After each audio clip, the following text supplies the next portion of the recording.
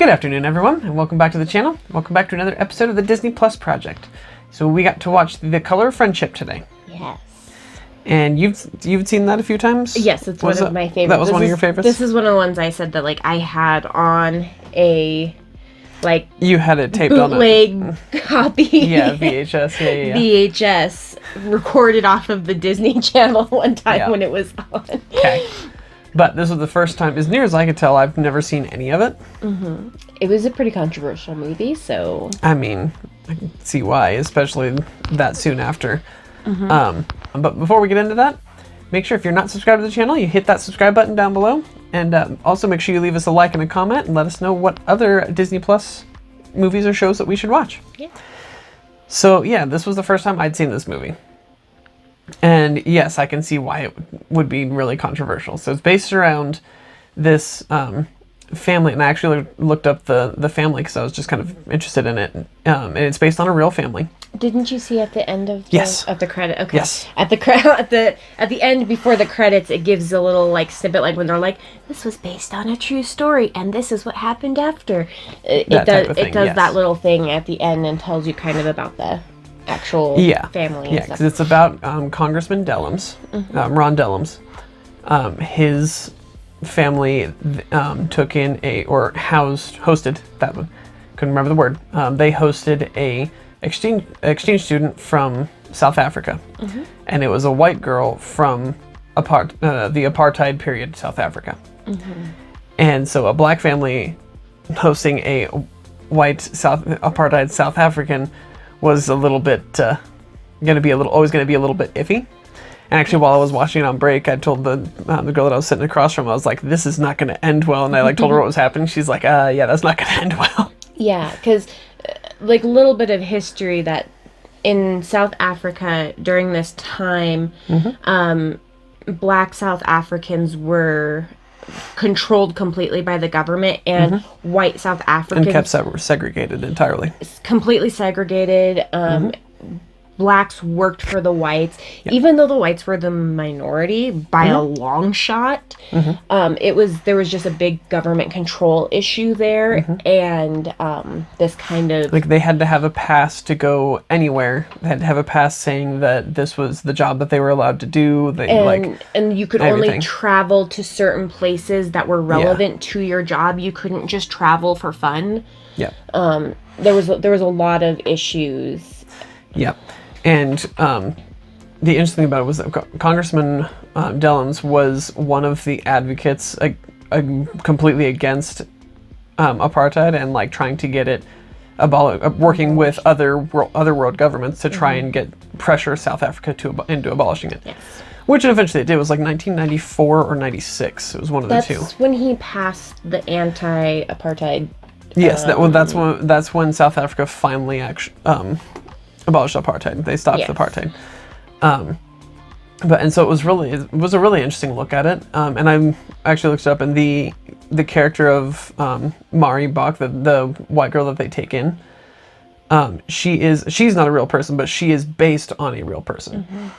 And there's a lot of theories as to what happened to her afterwards, after the events of the movie, because she gets home and shows their black housemaid Flora, the black freedom flag that black South Africans have been waving that's been banned, and she, pulls her coat to the side and shows that to her.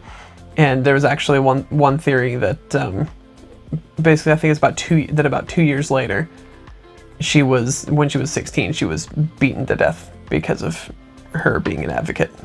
That's completely possible, just because of the way that the society was at that time. That's 100% possible. Yeah. But it's just, and it's sad, but it's amazing if that is the case, that she was willing to stand up for it and be that supporter there. Yeah, and it's a really good movie and showing just how much people can change just from meeting another person who has different views from them. It can affect how you think about things and how you live your life, essentially. And it can just show you, it just shows you a different way of thinking. And they did a really good job with that movie. I thought it was really good. You know, and they did a really good job at the beginning making you feel the awkwardness and the tenseness of the tenseness. I was like, what not are you a saying? word. Tension. Tension, and the tension of what was going on, of the tension of her showing up, especially since her father, the character's father, was a police officer in apartheid South Africa. Yeah. And so she'd definitely been raised that blacks were dirty and bad and need to be kept in their own area and everything. And then for her to then be hosted by a black family, like they did a really good job of showing the tension of that. And what it really meant. And I really think that every kid should watch this. Everybody, not even kids, just everybody should watch this movie. And it's, and I had said before, like, I thought that this was a really relevant movie to the times. Yes. And it's not because that's exactly what's going on here, but it's still those same feelings. You still have those two huge opposing sides. Yeah. And like I say, it does show that like things can get better. You can make things better. You can change things. You can change your opinion. I think that's a lot of people's problems now, is that people are just like stuck in their opinions and everything. It's like, you can change your opinions. That is a thing you can do. But you have to be open to it. And Yeah, exactly. I think that's the biggest problem. Yeah. And especially a lot of kids. The kids are super open to things. Like, yes, like it showed that really well in the movie. Mari was very open to those things. She just didn't realize that she was until she was hosted by the Dellums family. And that's something I really appreciate about the mom. What's her name? Shoot. Roscoe. Roscoe. Technically, her name was Leola. Her middle name was Roscoe.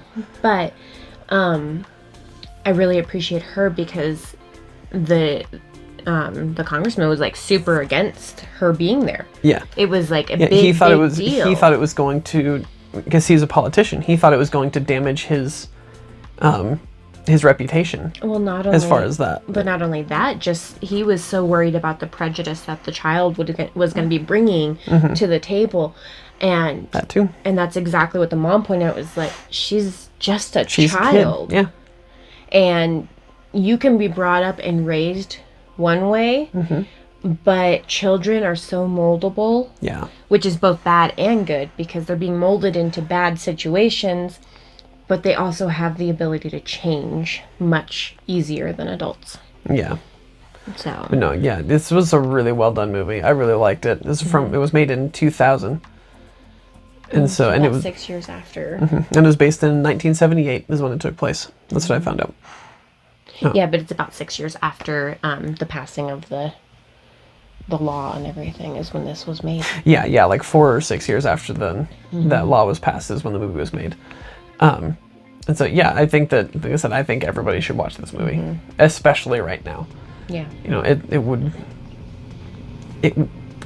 shed a lot of light on, like, just everything, on, like, what people's feelings are, like, seeing both sides of the table, not just seeing it from your point of view, because you can be completely for or against something, but until you really get to dive into the other side's feelings and what they're really going through, you have really no stance, honestly. Yeah.